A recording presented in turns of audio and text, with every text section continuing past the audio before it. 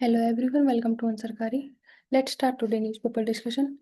Situation Grey move all street dogs in NCR from shelters street to shelter. Supreme Court. Recently Supreme Court के verdict के बाद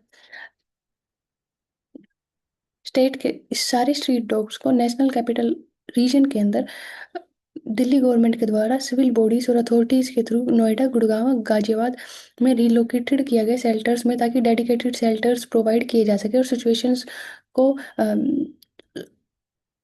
situations को के according जो guideline है उनको इम्प्लीमेंट किया जा सके। इमीडिएटली स्टेप्स जो लेने लिए जाने चाहिए उनको लिया जा सके। अगर हम अपील टॉक्स की बात करें तो 8 लाख स्ट्रीट डॉग्स हैं दिल्ली के अंदर, जिसमें 70 to 80% का स्टेरोलाइजेशन रेट रिक्वायर है कंट्रोल करने के लिए, पॉपुलेशन के लिए। Government agency do not have shelters infrastructure, जो कि लॉन्ग टाइम लेगा। जब हम पर्टिकुलर इंफ्रास्ट्रक्चर की बात करते हैं, जो डॉग है वो टेरिटोरियल एनिमल है, उनको प्लेसिंग की जानी चाहिए शेल्टर्स में, ताकि कन्फ्लिक्ट क्रिएट ना हो। आर्टिकल 21 के अंदर राइट टू लाइफ, जो कि एनिमल के लिए भी प्रोवाइड किया गया है। उसके साथ साथ जब हम एनिमल बर्थ कंट्रोल रूल 2023 देखते हैं, जो स्पेसिफिकली मेंशन नहीं करता कि स्ट्रीट डॉग्स को शेल्टर्स के अंदर मूव किया जाना चाहिए।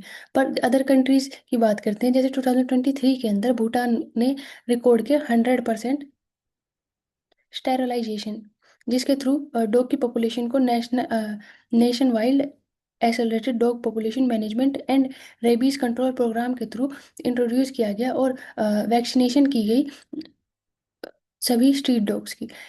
अदर जैसे नीदरलैंड के अंदर जो फर्स्ट यूरोपियन कंट्रीज थी नो स्ट्रीट डॉग पॉपुलेशन वाली, 80s और 90s सेंचुरी के अंदर स्ट्रीट डॉग की लार्जेस्ट पॉपुलेशन थी। बट लॉ इम्प्लीमेंट किए गए, डॉग टैक्स इंट्रोड्यूस किया गया, जिसके बाद डॉग की पॉपुलेशन को मैनेज किया गया। जब हम CNVR प्रोग्राम की बात करते हैं, कंट्रोल न्यूट्रल वैक्सीन और रिटर्न, जिसके थ्रू डॉग की जो पॉपुलेशन है उसको रोका गया और साथ में रेबीज जैसे जो डिजीज है उनके खतरे को कम किया गया। पेट पुलिस फोर्स इम्पोज की गई, ताकि एनिमल अब्यूज के ऊपर या नेग्लिजेंस के ऊपर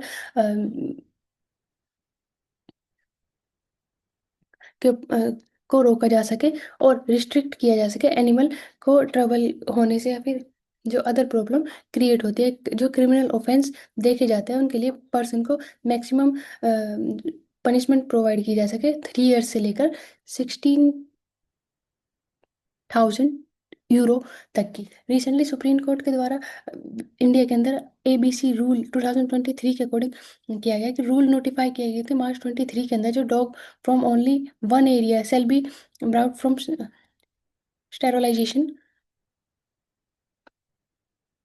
immunization at a given time, animal birth control effect must be made to avoid bringing into contact dog from different area।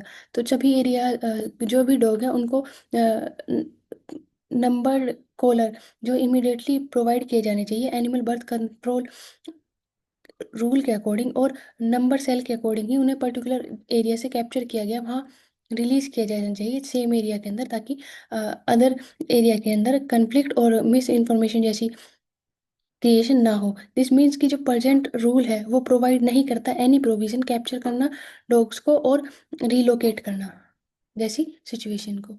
Capital के अंदर लैक ऑफ इंफ्रास्ट्रक्चर और शेल्टर्स की प्रॉब्लम देखी जाती है। जब स्टेरलाइजेशन इम्यूनाइजेशन की बात करते हैं बाय MCD ओवर ईयर देखते हैं, 21 से लेकर 22 के अंदर 91,326 था, वो 2025 के अंदर 65,000 देखी गई है। वहीं जब हम डॉग बाइट्स और केसेस की बात करते हैं जो कंटिन्यूसली इंक्रीज हुए हैं, 22 के अंदर जो 6,691 था वो 4 टाइम इंक्रीज होकर 24 के अंदर 25,210 हो गया है। मोर सेंट्रल शेल्टर्स की जरूरत है जो सिटी के अंदर मैनेज किए जा सके नॉन प्रॉफिटेबल अकोमोडेशन के अकॉर्डिंग।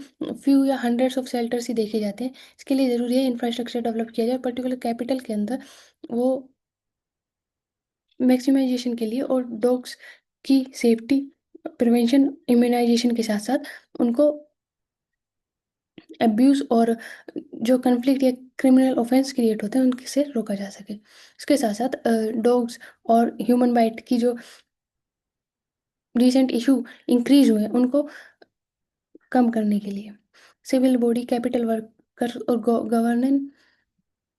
गवर्निंग बॉडी का जो रूल्स है उनको पूरा किया जा सके। Fresh tariff blow to diamond export hub Surat.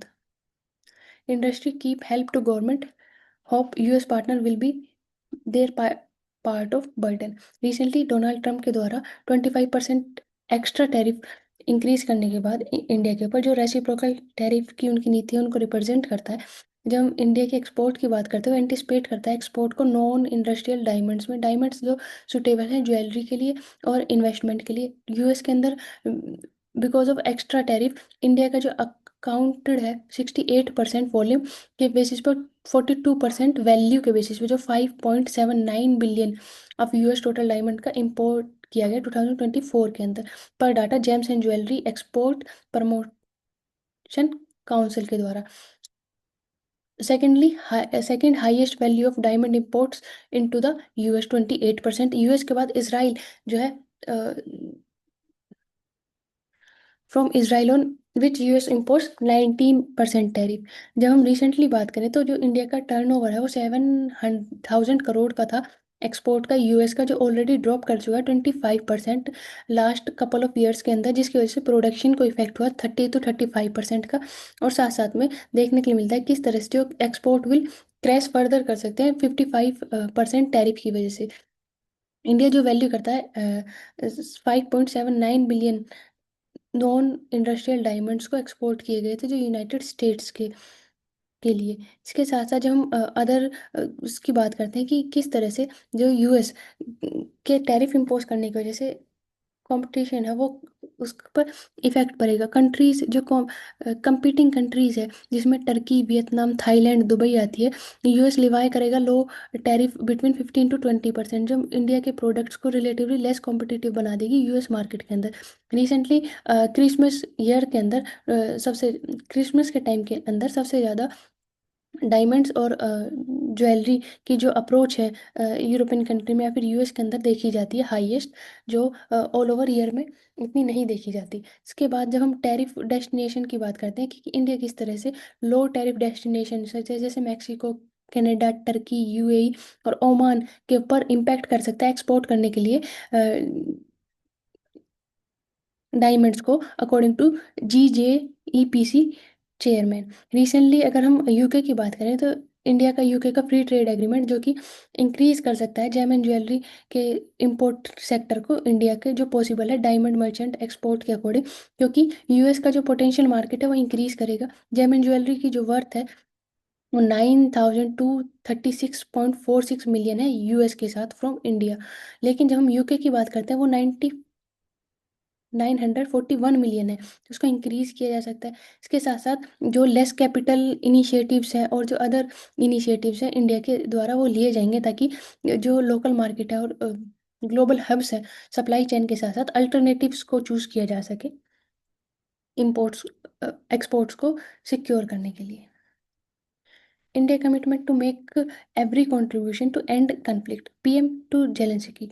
Recently Vladimir Putin के साथ कॉन्वर्सेशन के बाद प्राइम मिनिस्टर नरेंद्र मोदी द्वारा यूक्रेन के प्रेसिडेंट जेलेंस्की के साथ कमिटमेंट की गई, जिसमें उन्होंने बताया कि किस तरह से पीसफुल रिजोल्यूशन ऑफ कन्फ्लिक्ट के ऊपर इंडिया स्टैंड करता है। इंडिया की नीति है कि किस तरह से जो रूल बेस्ड इंटरनेशनल ऑर्डर को प्रमोट किया जाए, पीस एंड हार्मोनी के बेसिस के ऊपर जो डायलॉग डिप्लोमेसी को प्रमोट करता है ताकि इंक्रीज किया जा सके मल्टीलेटरलिज्म को।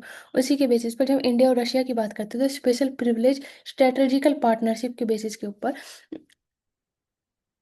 को स्ट्रेंथनिंग करने के लिए इंडिया और रशिया की पार्टनरशिप देखी जाती है। यूक्रेन के बायलैटरल कंजर्वेशन और बायलैटरल रिलेशन को इम्प्रूव करने के लिए, वॉर को रोकने के लिए इंडिया के द्वारा स्टैंड है कि टॉक डिप्लोमेसी और वॉर को रोका जाए ताकि पीस और हार्मनी को स्टेबल किया जा सके। Lok Sabha Rajya Sabha pass 6 bill as opposition protest recently opposition के द्वारा सर जो कि इलेक्शन कमीशन के द्वारा बिहार में की गई एक्सरसाइज को लेकर भी अपोजिशन किया गया। बट जो रिप्रेजेंट करता है पार्लियामेंट के गवर्नेंस को और रूलिंग को, उसके साथ साथ किस तरह से पर्टिकुलर कॉन्स्टिट्यूंसी के से चुने गए कैंडिडेट के द्वारा अलग अलग क्वेश्चंस के थ्रू जो लोगों के कंसर्न है उनको उठाया जाए। जब हम बिल की बात करते हैं तो रिसेंटली बोथ हाउस के अंदर बिल क्लियर किए गए, national sports governance bill and national anti doping bill, amendment bill, income tax bill, taxation law amendment bill, Rajya Sabha के द्वारा readjustment of representation of scheduled tribes in assembly, constitution और constituency of the state of Goa bill, merchant shipping bill, return कर दिया गया Manipur appropriation bill and Manipur good and service tax amendment bill.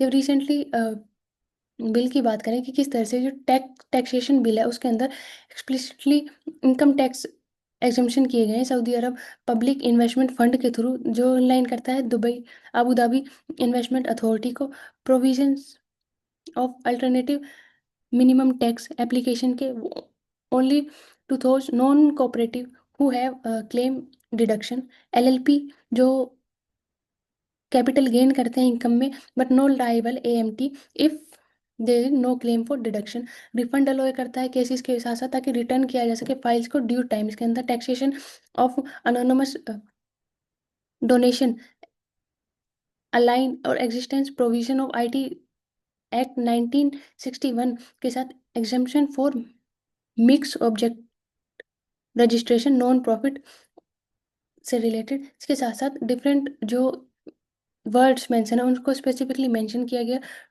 IT act 2025 के अंदर definition provide की गई और easy और स्लीमलेस प्रोसेस के लिए नए लॉ को इम्प्लीमेंट किया गया। Age of disenfranchisement recently election commission of India के द्वारा one of the 11 specified documents provide किए गए। At least 50% of those required to produce a document could be exclude from final voter list in Bihar. जब हम certification की बात करते हैं, जो डॉक्यूमेंट लिस्ट किए गए हैं उनमें national registration of citizen, PR, pre 1987 I card या फिर डॉक्यूमेंटेशन इशू किया गया गवर्नमेंट एलआईसी पीएसयू के थ्रू, फॉरेस्ट राइट सर्टिफिकेट, जो शेड्यूल्ड ट्राइब्स बिहार के अंदर है उनके थ्रू, ताकि उन्हें शेड्यूल्ड ट्राइब के अंदर काउंट किया जा सके जिनकी पॉपुलेशन लेस है लेकिन उन्हें वोटर राइट प्रोवाइड किया जा सके। पासपोर्ट या फिर matric certificate, MR, PR certificate, any caste certificate, family registration, birth registration या फिर कोई भी लैंड होल्डिंग हाउस या फिर अलॉटमेंट सर्टिफिकेट जो भी गवर्नमेंट के थ्रू इशू किया गया। बट जब हम देखते हैं कि किस तरह से आवर एस्टिमेट जो person note on ER 2003 percentage of population 80 to 40% है, जिसमें से जब हम गवर्नमेंट एम्प्लॉय आइडेंटिफिकेशन कार्ड की बात करते हैं तो केवल 1% के अंदर ही देखी जाती है। पासपोर्ट जो कि 4.60% के अंदर है। मैट्रिकुलेशन सर्टिफिकेट जो कि 43.30% के आसपास है।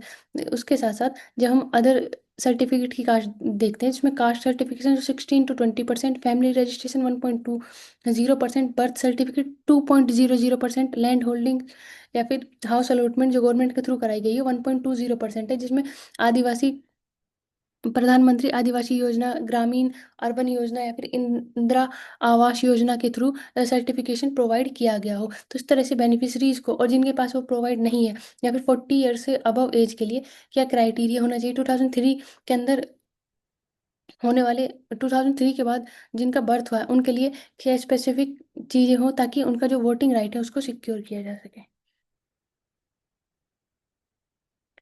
An eye of CO2 from space could soon shut. Why this matter? Recently, Donald Trump के एडमिनिस्ट्रेशन के द्वारा रिपोर्ट किया गया कि national aeronautical and space administration के द्वारा जो प्रिपेयर कर रहे हैं शट डाउन करने के लिए 2 मेजर सैटेलाइट को, जो मॉनिटर करती है एटमॉस्फेरिक कार्बन डाइऑक्साइड को और क्रॉप हेल्थ को। जो अनक्लियर है कि मिशन को क्यों बंद किया जा रहा है। जब हम बात करते हैं कार्बन ऑब्जर्व ओसीओ की, जो ऑर्बिट कार्बन ऑब्जर्वेटरी है, उसके थ्रू जो सीरीज डिडक्ट करती है अर्थ रिवॉल्यूशन को, सेंस करती है सैटेलाइट के थ्रू और डिजाइन करती है स्पेसिफिक डाटा ताकि ऑब्जर्व किया जा सके एटमॉस्फेयर में प्रेजेंट CO2 को, space order to better understanding of characteristics of climate change. First mission जो है OCO का, वो सीरीज का फेल हो गया था, लॉन्च कर किया गया था 2009 के अंदर। सेकंड जो 2014 के अंदर लॉन्च किया गया था, बिल्ड किया गया था ताकि ओरिजिनल OCO मिशन के ऊपर मिनिमाइज किया जा सके कॉस्ट को, शेड्यूल को और परफॉर्मेंस इम्पैक्ट को। सैटेलाइट सिर्फ मेजर नहीं करती एटमॉस्फेयर में CO2, ये बताती भी है कि कहाँ लोकेटेड है सोर्स और श्रिंक दोनों का। इसके साथ साथ एडिशनली जो मिशन है वो क्रॉप और क्रॉप ग्रोइंग या फिर सीजन्स के अकॉर्डिंग ये बताता है कि कहाँ पर क्रॉप को ग्रो किया जाना चाहिए, डाउट रिलेटेड जो सिचुएशन है वो, या फिर जब हम फोटोसिंथेसिस की बात करते हैं किस तरह से वो इफेक्ट करती है।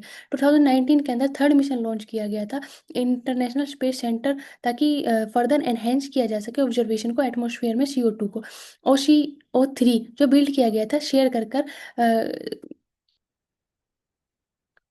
कंपोनेंट लेफ्ट, ताकि असेंबली CO2 के बाद CO3 और CO2 की सेम जॉब है लेकिन प्रोवाइड करते हैं पर्सपेक्टिव, ताकि साइंटिस्ट को स्पेसिफिक डाटा प्रोवाइड किया जा सके। सन सिंक्रोनाइज पोलर ऑर्बिट के थ्रू अलोय करता है लोकेशन को देखने में सेम टाइम पर एक डे के अंदर। जो वन हैंड फाइल होल्ड करता है ISS के थ्रू अर्थ को, which orbit earth every 19 minute. It can therefore observe location at many different times of day, जो रिप्रेजेंट करती है एक डिफरेंट सेट ऑफ डाटाबेस को। और इस मिशन के थ्रू स्पेसिफिक यूज किए जा सकते हैं क्लाइमेट चेंज के बेसिस के ऊपर। इंस्ट्रूमेंट्स को प्लेस किया जा सकता है वेरियस लोकेशन के ऊपर अर्थ सरफेस के साथ साथ, ताकि इंफॉर्मेशन को यूज किया जा सके, डाटा जो कि एज अ न्यू फ्यूल की तरह यूज किया जाता है। जब हम CO2 की बात करते हैं, जो पोटेंशियल गैस है ग्रीन हाउस गैसेस के लिए प्राइमरी ग्लोबल वार्मिंग में वो करती है, इसके लिए जो इनिशिएटिव्स डिफरेंट इंटरनेशनल बॉडीज के द्वारा रखे गए हैं उनके थ्रू, या फिर जब हम टेम्परेचर को 1.5 डिग्री सेल्सियस तक रोकने के लिए, जो पेरिस एग्रीमेंट 2015 के अंदर किया गया था, उन तरह के सिनेरियो के लिए हेल्प कर सकती है साइंटिस्ट को पॉलिसी मेकिंग में, emulsion of reduction reducing CO2 efforts को करने में डेवलप कर सकती है इफेक्टिव स्ट्रेटजी को, ताकि टैकल किया जा सके क्लाइमेट चेंज को। इसके साथ साथ जब हम CO2 जो कि एटमॉस्फेयर में देखते हैं, वो क्लियरली क्वांटिफाई करती है कि कितनी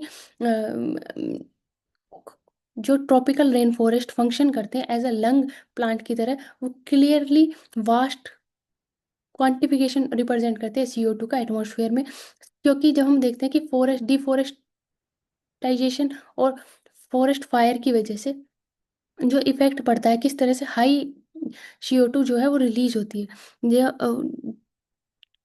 टाइगर, या फिर हम जब हम कार्निफोरस फॉरेस्ट की बात करते हैं जो हाई लैटिट्यूड पर है, नॉर्दर्न हेमिस्फीयर में प्ले करते हैं ऑब्जर्व करने में CO2 का इंपॉर्टेंट रोल। डाटा शो करता है कि किस तरह से न्यूट्रल कार्बन श्रिंक जो फॉरेस्ट है वो कार्बन इमिटर हो गए हैं ड्राउट और डिफोरेस्टेशन की वजह से।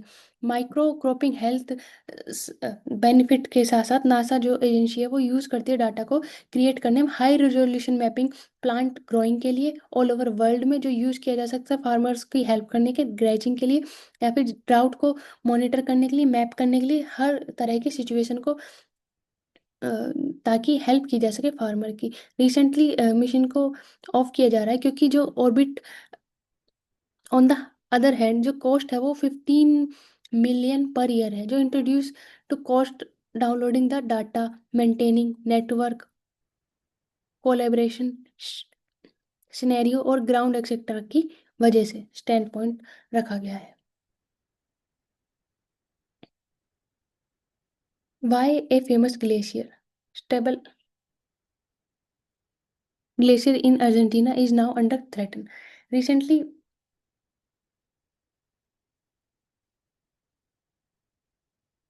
अर्जेंटीना के पेरिटो मोरेनो ग्लेशियर, जो कि आउटर लेयर किया जा रहा है वर्ल्ड के अदर ग्लेशियर आइस मेल्टिंग के बेसिस के ऊपर, जो लीड करता है एज को लेंथनिंग शॉर्ट होती जा रही है।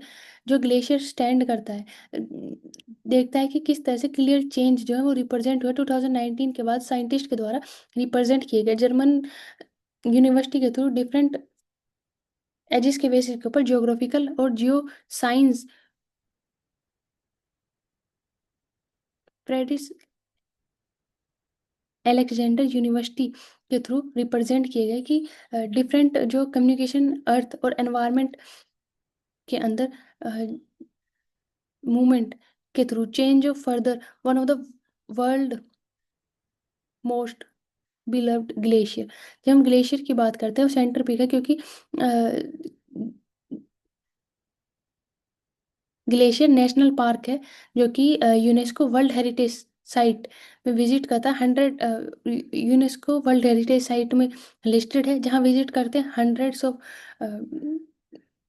Tourist every year. जो ग्लेशियर है वो कैरी करता है रिवर को नियरली 20 माइल्स लॉन्ग और पोर करता है cloud southern Andes like mirage के बेसिस के ऊपर। तो क्लाइमेट चेंज की वजह से पड़ने वाले इफेक्ट, हीटिंग इफेक्ट की वजह से जो सैटेलाइट मेजर कर पाई कि high glacier surface,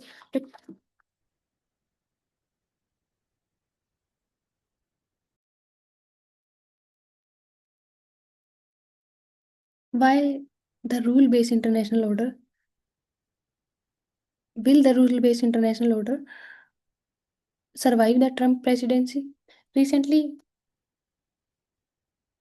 Donald Trump के सेकंड प्रेसिडेंसी के अंदर हुए चेंजेस, जिसमें यूनिपोलैरिटी और मेक अमेरिका ग्रेट अगेन या फिर रेसिप्रोकल टैरिफ जैसी जो नीतियां देखी जाती है, उसकी वजह से इकोनॉमिकल कन्फ्लिक्ट, पॉलिटिकल कन्फ्लिक्ट या फिर अदर, जब हम ईरान और इसराइल या फिर वेस्ट वेस्ट एशिया में होने वाले कन्फ्लिक्ट देखते हैं, उसकी वजह से कि किस तरह से जब हम रूल बेस्ड इंटरनेशनल ऑर्डर के होते हैं उसको स्टेब्लिश करेंगे। इसके साथ साथ वर्ल्ड वॉर 2 के टाइम पर जो इंस्टीट्यूट एमर्ज हुए, क्या सिर्फ वो पैक्स अमेरिकाना के नाम से उस टाइम बने थे, वो सरवाइव करेंगे? WTO, IMF, world bank, NATO जैसे जो इंस्टीट्यूट है उनके अंदर फाइनेंशियल प्रोस्पेक्टिव की वजह से या फिर आइडियोलॉजिकल चेंजेस की वजह से किस तरह से वो एमर्ज हो रहे हैं, या फिर उनका जो इन्फ्लुएंस है, या कोलैबोरेशन के पॉइंट ऑफ व्यू से इंस्टीट्यूशनल लाइबिलिटी और individual state growth capacity meaningful वे में प्रोड्यूस की जाए, ताकि पीपल ओरिएंटेड अप्रोच को प्रमोट किया जा सके। जब हम कंट्रीज की बात करते हैं कि जियो पॉलिटिकल ऑर्डर या फिर ग्लोबल पॉलिटिकल इकोनॉमी जो कि अनपोलर अनपोलैरिटी की तरफ जा रही है, जो मूवमेंट देखा जाता है यूएस की एबिलिटीज़ की वजह से, जो इम्पोज करता है हेजिमोनियम एम्बिशियस को और अदर नेशन को, जब हम मल्टीनेशनल अलायंस या फिर इंटरकनेक्टिविटी की वजह से, इंटरडिपेंडेंसी की वजह से जो फ्रेमवर्क इंटरनेशनल एंगेजमेंट के लिए बने हैं उनको क्लियरली डैमेज करता है। Rule based liberal international order को सेकंड प्रेसिडेंसी डोनाल्ड ट्रंप के एडमिनिस्ट्रेशन में जो देखने के लिए मिला। साथ में टैरिफ जो कि चाइना के ऊपर, इंडिया के ऊपर 50% टैरिफ, ताकि रशिया से क्रूड ऑयल इंपोर्ट करने के लिए और डिफेंस इक्विपमेंट के रिलेटेड। जब हम डोनाल्ड ट्रंप की फर्स्ट प्रेसिडेंसी की बात करते हैं, जिस टाइम पर ईरान से ऑयल इंपोर्ट करने के लिए इंडिया के ऊपर सेंक्शन लगाई गई थी, जिसके बाद उसको रोका गया। तो किस तरह से जो कंटिन्यूसली चेंज है, या फिर जब हम इथिक्स की बात करते हैं तो वो किस तरह से प्रमोट होगी कि इंटरनेशनली भी जो रूल बेस्ड ऑर्डर है वो इथिकल होना चाहिए,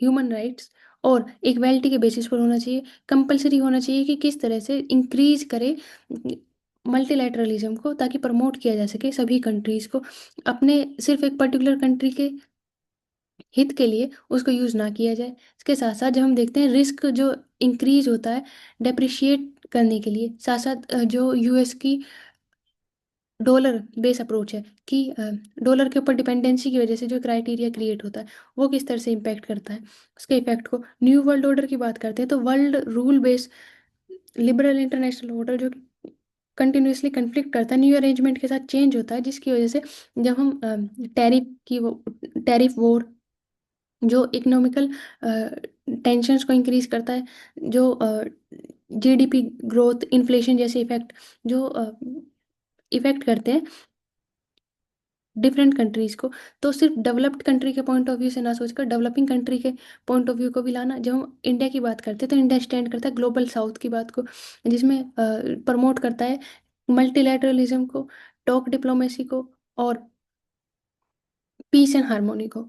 जो economical sanction particularly political concern के साथ लगाई जाती है ग्लोबल कंजर्वेशन के लिए, या फिर जब हम एनवायरनमेंट की बात करते हैं एनवायरनमेंट ट्रीटी से, और जो CO2 या फिर अदर ग्रीन हाउस गैसेस के बेसिस के ऊपर जो यूज होने चाहिए या डेवलप्ड कंट्री के द्वारा जो रिस्पॉन्सिबिलिटीज ली जानी चाहिए उनके बिहेवियर के बेसिस के ऊपर, तो ह्यूमन राइट्स और जो एक क्राइटेरिया होना चाहिए उसको किस तरह से ब्रॉड किया जाए, प्रमोट किया जाए इंस्टीट्यूशनल फोरकास्टिंग को, ताकि कोऑपरेशन किया जा सके। और जो रिवॉल्यूशनरी फेज है या फिर जो नेक्स्ट फेज है, जब हम देखते हैं कि 19th सेंचुरी में जब ब्रिटिशर्स यूके के द्वारा, 20th सेंचुरी में यूएस के द्वारा, 21st सेंचुरी में जब हम चाइना डेवलप होता है, के साथ साथ किस तरह से जो ट्रेड डिपेंडेंसी है एनवायरनमेंट से रिलेटेड, पॉलिटिकल कन्फ्लिक्ट से रिलेटेड, जियोपॉलिटिकल टेंशन के रिगार्डिंग और इकोनॉमिकल कन्फ्रंटेशन जो कि देखने के लिए मिलते हैं, उनको किस तरह से रिवील किया जाए ताकि जो वर्ल्ड ऑर्डर है वो रूल बेस्ड हो, ना कि पर्टिकुलर कंट्री के बेसिस के ऊपर जो सेल्फ इंटरेस्ट के लिए अदर कंट्री को या फिर डेवलपिंग कंट्री को इफेक्ट करे। PMO move to tackle Trump tariff. Recently president Donald Trump के द्वारा डिसाइड किया गया 50% टैरिफ इंडियन एक्सपोर्ट के ऊपर, जो कि एक्सेप्शनल था प्राइम मिनिस्टर ऑफिस के द्वारा, पॉसिबली डैमेज करेगा डिफरेंट क्राइटेरियाज को। Recently PMO direct the department of economic affairs के द्वारा फाइनेंस मिनिस्टर के द्वारा सेटअप की गई इंटर डिपार्टमेंटल कमेटी जो ओवरऑल करेगी टैक्स को और एक्सपोर्ट को क्लियरेंस के लिए प्रोसेस करेगी, ताकि मैन्युफैक्चरिंग सेक्टर्स को हार्म ना हो और उसको सिक्योर किया जा सके। जो पैनल है वो हेड किया जाएगा इकोनॉमिक एडवाइजर के through, DA department of economic affair के, रिप्रेजेंट किया जाएगा department of promotion of industrial and international trade के बेसिस पर, commerce and revenue representation of DGFT, reserve Bank of India, foreign exchange department, directorate of foreign trade, investment division और department of economic affair के द्वारा, ताकि जो basis है उनको देखा जा सके। इसके साथ साथ जो 10 to 50% क्रेडिट है वो ग्रांट किया जाएगा स्मॉल फर्म को, जो US टैरिफ से रिलेटेड फाइनेंस मिनिस्टर के द्वारा प्रपोज किया गया कि प्रोवाइड करेंगे 10 to 50% क्रेडिट गारंटी बैंक को, ताकि अवॉइड किया जा सके लोन्स को स्मॉल बिजनेस को टर्नओवर जिनका 500 करोड़ है फॉल करेंगे अंडर RBI, ताकि so called special mention accounts जो है उनको सिक्योर किया जा सके। जो लोन है वो रीपेड किया जाएगा 0 to 90 डेज के अंदर full RBI SM 0 to 2 category, जो कि not classified non profit agents के लिए। इंडियन एक्सपोर्ट से रिलेटेड कि 25% रेसिप्रोकल टैरिफ के बाद जो इफेक्ट होगा, लोकसभा के अंदर डिफरेंट इनिशिएटिव लिए गए। इंडिया के जो स्टैंड है कि कॉम्प्रोमाइज नहीं किया जाएगा एग्रीकल्चर, फिशरी, डेयरी और अदर सेक्टर्स के अंदर, ताकि फार्मर्स के राइट को सिक्योर किया जा सके। स्मॉल माइक्रो MSMEs के जो इंसेंटिव के साथ साथ जो टेक्सटाइल की एक्सपोर्ट है उसको भी सिक्योर किया जा सके। टैरिफ हाइक की वजह से इंडियन गुड जो है अनकॉम्पिटिटिव हो जाएंगे अदर एशियन पैसिफिक कंट्रीज के थ्रू, जो अट्रैक्ट करेंगे करते हैं 15 to 20% टैरिफ। इसके लिए इंडिया के लिए डिफरेंट इनिशिएटिव या फिर डिफरेंट मार्केट्स को ओपन किया गया, ताकि अल्टरनेटिव रूट्स या फिर अल्टरनेटिव मार्केट्स को अप्रोच किया जा सके। The global trade research institution estimate करता है इंडिया एक्सपोर्ट करता है यूएस को शर्म में 40% every year, it self 86.5 billion last financial year के अकॉर्डिंग। तो इसके साथ साथ जब हम टेक्सटाइल, लेदर और मरीन प्रोडक्ट्स की बात करते हैं, उनके लिए सिक्योर किया जा सके, ताकि यूएस मार्केट के साथ साथ जो रिटर्न है इंटरेस्ट इक्वलाइजेशन स्कीम को, उसके साथ साथ सिक्योर किया जा सके उनके राइट्स को। Push domestic demand, don't get into A grow. India की इम्पोर्ट टैरिफ की वजह से जो सिंपल एवरेज और जो वेटेज एवरेज है उसमें डिफरेंस देख सकते हैं। 24 के अंदर जो सिंपल एवरेज थी वो 16.2% थी, जो वेटेज है वो 1.2% थी। रिसेंटली 736 बिलियन जो 19.1% है जीडीपी का, वो एक्सटर्नल डेप्ट है मार्च 25 के according. 19.7 forex reserve percent external डेप्ट रेशो है। इंडिया रिसीव्ड करता है 14.3% ग्लोबल रिमिटेंसेस 24 के अकॉर्डिंग। जहाँ इंडिया का शेयर देखते हैं ग्लोबल ट्रेड के अंदर 23 में, जो कि मर्चेंडाइज के अंदर 2% था, वहीं 25 के अंदर 0.8% है। सर्विसेज के अंदर 4.3% था, जो 25 में 1.9% है। स्टेटमेंट सेटलमेंट ऑफ ट्रेड की बात करें तो 95% इन डॉलर, 4% इन यूरो। तो डॉलर के ऊपर डिपेंडेंसी देखी जा सकती है, जिसके बाद इंडिया के द्वारा रुपी का इंटरनेशनलाइजेशन, यूपीआई का यूज इंक्रीज किया गया, ताकि जो अदर कंट्रीज है जिसमें फ्रांस, सऊदी अरब, श्रीलंका, भूटान, मलेशिया, सिंगापुर जैसी कंट्रीज के साथ बायलैटरल रिलेशनशिप को प्रमोट करने के लिए और रुपी के इंटरनेशनलाइजेशन के लिए ई रुपी जैसी जो स्कीम है आरबीआई के द्वारा लॉन्च की गई, ताकि डॉलर के ऊपर डिपेंडेंसी को कम किया जा सके। 22 कंट्रीज एग्री करती है सेटल करने में एक्सपोर्ट इम्पोर्ट पेमेंट इन रुपी को प्रमोट किया जाए। सेम जब हम इंडिया और रशिया की बात करते हैं, जो लोकल करेंसी के अंदर एक्सपोर्ट और इम्पोर्ट को कंटिन्यू करता है। शिफ्ट फ्रॉम रशियन ऑयल में cost India up to 5 billion annually. जब हम क्रूड ऑयल की डिपेंडेंसी देखते हैं, क्रूड ऑयल जो इंडिया जो 85% इम्पोर्ट के ऊपर डिपेंड करता है, सबसे ज़्यादा रशिया फेडरेशन से, उसके बाद इराक, फिर सऊदी अरब, फिर यूनाइटेड अरब अमीरात और यूनाइटेड स्टेट से पर्टिकुलरली इंपोर्ट किया जाता है। अगर 2024 से 25 के बीच में देखें तो क्रूड ऑयल जो है उसका डिक्रीज हुआ है, और इराक के अंदर इंक्रीज हुआ है। इराक, सऊदी अरब जो कंट्रीज है उनके अंदर इंपोर्ट का इंक्रीज देखने के लिए मिलता है। Why AU S F B universal banking licence matter. Universal banking licence जो रिफ्लेक्ट करते हैं रिजर्व बैंक ऑफ इंडिया की कंजर्वेटिव अप्रोच को, जो प्रायोरिटाइज करता है फाइनेंशियल स्टेबिलिटी को। लाइसेंस जो परमिट किए जाते हैं लेंडर्स को रेज करने के लिए रिटेल डिपॉजिट के लिए, ताकि लीड किया जा सके कोऑपरेटिव्स को इन्वेस्टमेंट सर्विसेज के बेसिस पर, ताकि रिक्वायर हो स्ट्रॉन्ग गवर्नेंस और हाई कैपिटल एडिक्विटी नॉर्म्स के साथ साथ मिच्योर करती है रिस्क मैनेजमेंट सिस्टम को। बैंकिंग स्पेशली जब हम स्मॉल फाइनेंशियल बैंकिंग की बात करते हैं, जो बिल्ड करती है कैपेसिटी को और single consistency complaint track record के अकॉर्डिंग, जो इस तरह के लाइसेंस 2014 के अंदर आईडीएफसी बैंक और बंधन बैंक को प्रोवाइड किए गए थे, जो न्यू बैंक थे और अपग्रेड नहीं किए गए। 11 ईयर के गैप के बाद आरबीआई परफॉर्म करता है institution to have demonstration resilience of economical cycle के लिए। जब हम बात करते हैं does RBI have strength norms for granting such license, तो मल्टी लेयर्ड क्रिटिक क्राइटेरिया है जो जनरेट किया गया है यूनिवर्सल बैंकिंग लाइसेंस के लिए, अप्लाई करता है कंसिस्टेंसी के बेसिस पर एडिकेट रिक्वायरमेंट, और मेंटेन किया जाना चाहिए स्ट्रॉन्ग एसेट क्वालिटीज़ को, ताकि डोमेस्टिक इफेक्ट जो है गवर्नेंस का ओवर टाइम देखा जाए। कंप्लेन जो है हिस्ट्री की या रिस्क मैनेजमेंट सिस्टम की अडॉप्ट करती है स्केलेबिलिटी को। रिस्क प्रॉफिट वेल मैनेज हो, बैंक के जो फेशियल डिटेल्स है वो हो, उसके साथ साथ जो कॉन्फिडेंस या फिर इंटरनेशनल थॉट है वो ओपेक हो।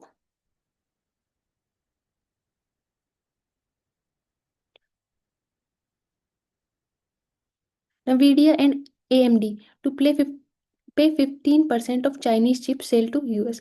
Recently, नमीडिया और एडवांस माइक्रो डिवाइस एग्री हो गए 15% रेवेन्यू चाइनीज एआई चिप को सेल करने के लिए गवर्नमेंट यूएस गवर्नमेंट के द्वारा जो डील की गई सिक्योर करने के लिए एक्सपोर्ट लाइसेंस के बेसिस के ऊपर। नमीडिया जो रिस्क करेगा 8 बिलियन लॉस और एएमडी जो 1.5 बिलियन लॉस कर्व करेगा के बेसिस के ऊपर, ताकि लाइसेंस का जो इशू है for sale of certain AI chips to China. Commercial sectors में कॉल करते हैं H20 Nvidia fourth best chip के बेसिस के ऊपर। क्रिटिसाइज करता है क्वेश्चन को नेशनल सिक्योरिटी लॉजिक के बेसिस के ऊपर। अगर हम हाई टैरिफ टैरिफ की बात करें जो रिटर्न करते हैं गेन इन्वेस्टमेंट को इन यूएस में, as Apple plate spending 600 billion on domestic manufacturing but such a narrow select export. जब हम टैक्स की बात करते हैं उसके साथ साथ जो बेंजिंग है वो ग्रो कर रहा है, इंक्रीज कर रहा है hostile idea of Chinese firm का डेवलप करने में। H20 इस लाइक फॉर्म करता है आइडिया ऑफ चिप के बेसिस के ऊपर। जो state run chip centre television है वो रेगुलेट करते हैं सिग्नल्स को। बेंजिंग थिंक अबाउट ट्रेड के बेसिस के ऊपर describe as security vulnerability in efficiency of Nvidia chips के बेसिस पे। नवीडिया शेयर जो अनचेंज है न्यूयॉर्क के अंदर, और एएमडी शेयर जो 0.4% है। Thank you for watching, like and subscribe to answer कारी।